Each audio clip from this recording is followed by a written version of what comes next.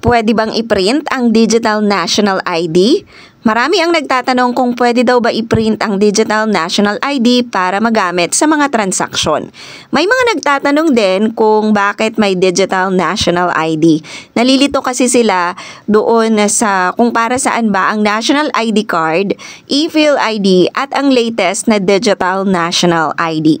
Ang National ID ay tatlong klase, isang PVC card, isang e-Phil ID at isang digital ID. Ang tatlong ito ay valid sa lahat ng uri ng transaksyon basta na-verify na ikaw talaga ang may-ari ng ID.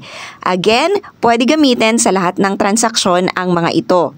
Bahala ka kung alin ang gusto mong gamitin sa mga ID na to, basta lahat ng to ay valid.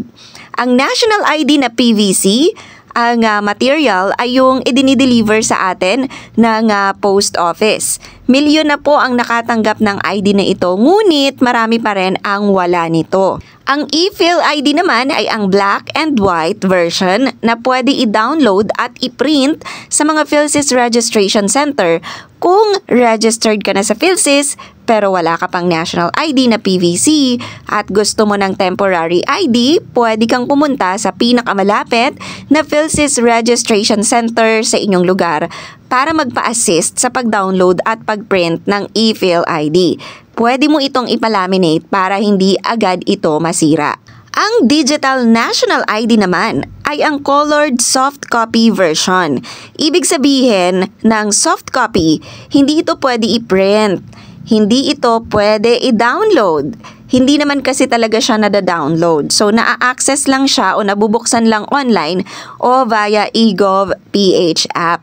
Again, hindi ito pwede i-print, hindi rin pwede i-download. Kaya nga walang link para sa pag-download ng National Digital or Digital National ID.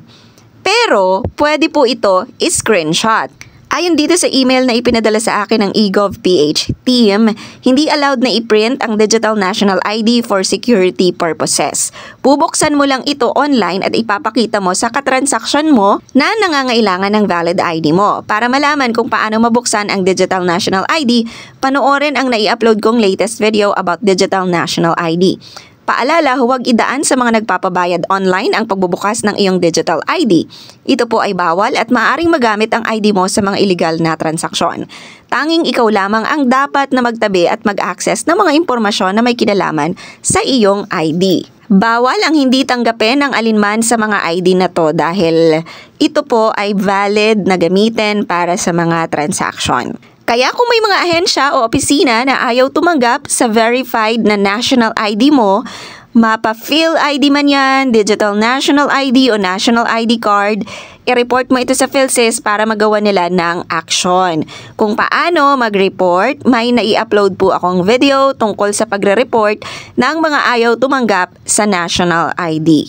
Maraming salamat po sa inyong panonood. Stay safe!